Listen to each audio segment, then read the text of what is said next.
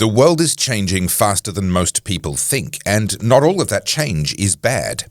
Lee Zeldin, the administrator for the United States Environmental Protection Agency, is about to drive a dagger into the heart of the green grifting industry, with a move that can only be described as seismic, and one with global implications, including for us right here at home in Australia. If the EPA follow through on what's been announced, then that will be the end of all the US climate lawsuits. It'll be the end of electric car subsidies, the end of emissions trading, and it will bring undone in a single stroke of a pen decades worth of legal precedent that will literally bring the entire climate gravy train to a crashing halt, at least in the US. And where the US goes, the rest of us tend to follow sooner or later. Or at least we used to. Let's see if that's still true today. Now, there is actually quite a few layers to this story. First is what's actually been announced by Lee Zeldin, which is that the EPA are planning to rescind the 2009 endangerment finding, which happened under the Obama administration and is essentially the linchpin upon which the entire climate doom-mongering industry hangs. More on that in a minute. But there's another layer here that's worth touching on as we go through, and it's the way in which this literally planet-shaping change in policy was announced. It was announced very casually on a podcast. The world is changing in more ways than one. Not only did Donald Trump make the most of podcasts on his way back to the White House at the most recent presidential election, but also the President of the United States now conducts diplomacy on social media. And now some of the biggest policy changes of this year are being casually discussed over a podcasting table before the mainstream media even knows about it. Now, I'll play you the clip from that podcast in a minute. But first, my name is Topher Field. This is the Topher Project, and I help busy people like you to make sense of the nonsense and to keep up with the world as it changes around you. This is what I do all day, every day, and I am 100% viewer supported. Quite often, my videos get demonetized on YouTube because I'm saying what's true rather than saying what's safe. So if you appreciate this kind of content, then please head over to topherfield.net and buy me a coffee via the button.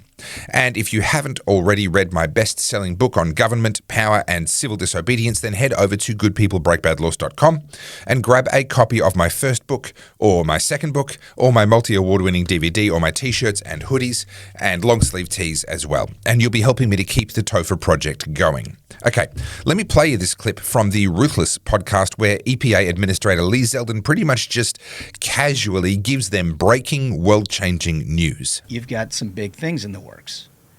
Yeah, actually later today we're going to be making a big announcement in Indiana.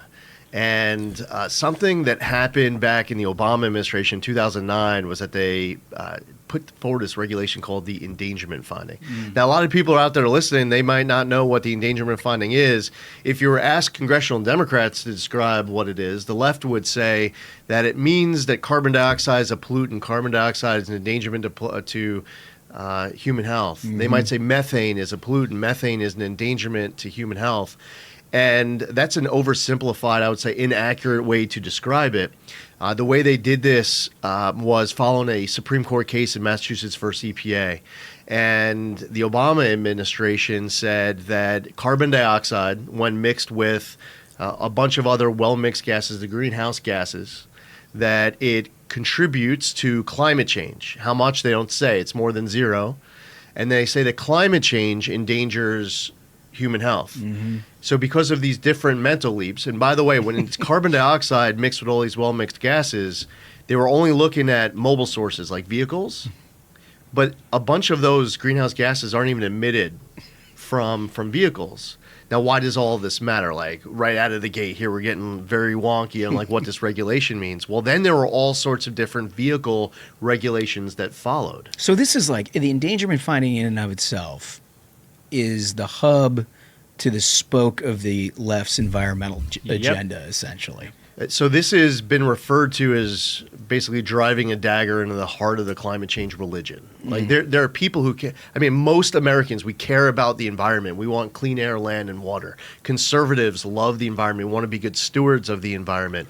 There are people who then, in the name of climate change, are willing to bankrupt the country. Yep. In the name of environmental justice, they will get tens of billions of dollars appropriated to their friends rather than actually remediating environmental issues. So they created this endangerment finding, and then they were able to put all these regulations on vehicles, on airplanes, on stationary sources to basically regulate out of existence, in many cases, a lot of forms of segments of our economy.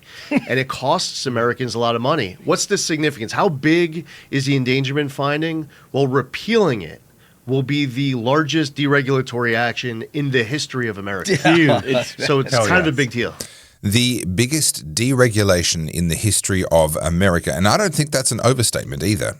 The endangerment finding came 2 years after the court case that Administrator Zeldin mentioned in that clip, Massachusetts versus EPA.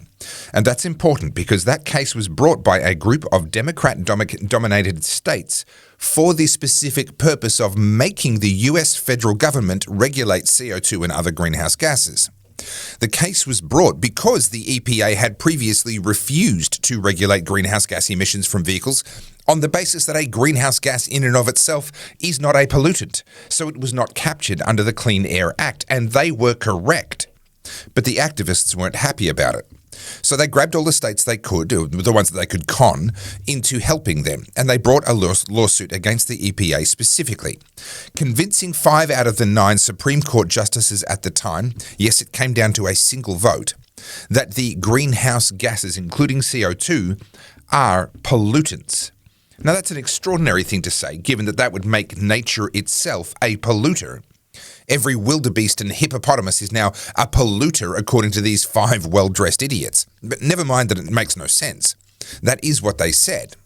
Now, if CO2 was a pollutant, then suddenly it fell within the EPA's remit under the Clean Air Act, and so the EPA now had to decide if this pollutant was a danger to public health or welfare. For the following 2 years, the activists pressured the EPA to rule that indeed the very air that we breathe out is a danger to the planet's survival. And in 2009, the EPA gave its now infamous endangerment finding. The activists got what they wanted, which was nothing less than the largest unelected power grab in history. What this endangerment finding did was give the activists via the EPA the ability to literally control the entire US economy without needing a single vote and without needing any new legislation to do it. Remember, they won their court case by a single vote from one Supreme Court justice. And on the strength of that one decision hangs every single EPA rule and regulation around CO2, all made possible by this endangerment finding. Now, you may be wondering, can the EPA really reverse the endangerment finding given that the results of that court case were that CO2 is a pollutant, and given that the EPA can't, and nor should they be able to, overrule a court decision? Well, the trick is the distinction between a pollutant and a pollutant that is a danger. The Supreme Court ruled that CO2 is a pollutant, which, like I said, is silly, but that's what they said. But the Supreme Court didn't rule that this pollutant was a danger. That was 100% the decision of the EPA. And if they made that decision, then they can reverse that decision. But of course, you know that if they do that, you can bet your bottom dollar that they will be dragged back into court for it by the activists who don't want the money gravy train to come to an end. And this is where it gets interesting, because the complexion of the Supreme Court changed radically when President Trump was in for the first time, from 2016 to 2020. See, the decision we're talking about was made back in 2007, and only 3 of the 9 justices who were involved in that decision are still serving. And interestingly, all 3 of them were on the dissenting side. They were 3 out of the 4 justices who did not agree that CO2 was a pollutant. So those are 3 of the justices that are still on the Supreme Court. And since then, of course, 6 new justices have been appointed, replacing the other 6. Now, 3 of them were appointed by Trump.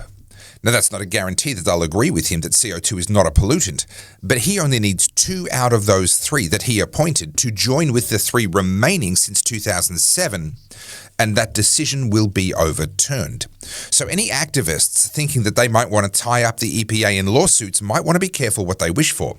Because if that case finds its way back to the Supreme Court for any reason, there is absolutely no guarantee that the activists will get what they want. The Supreme Court could very well rule that CO2 isn't even a pollutant in the first place, and then these activists, well, they'll have absolutely nothing left to stand on.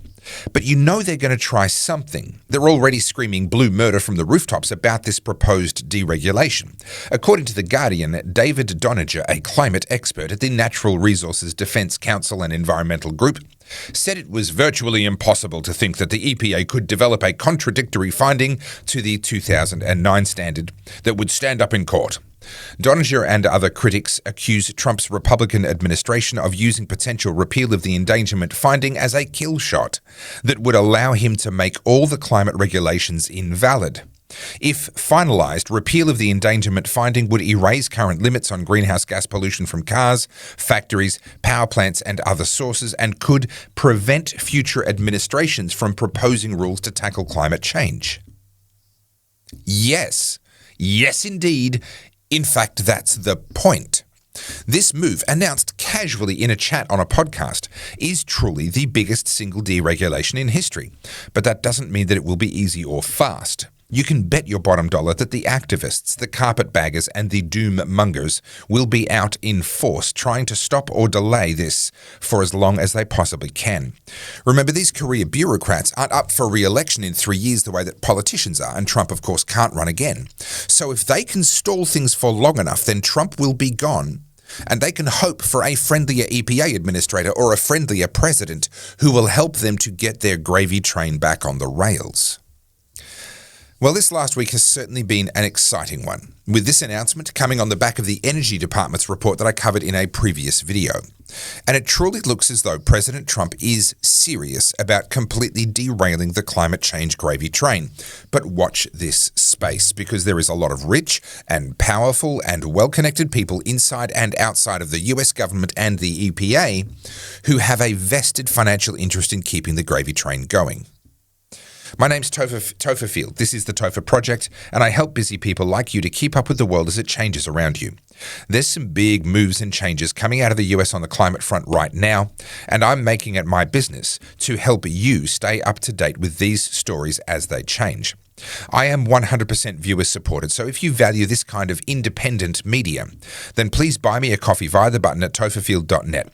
And if you like my videos, then you'll love my best-selling books, so head over to Good People Break Bad Laws, where you'll find both of my books, plus my DVD documentary Battleground Melbourne, plus my t-shirts, hoodies, and more. Thank you for watching all the way to the end. The algorithm loves you, and so do I. Please like, comment what you think about this story, subscribe to help me reach 100,000, and as always, think free.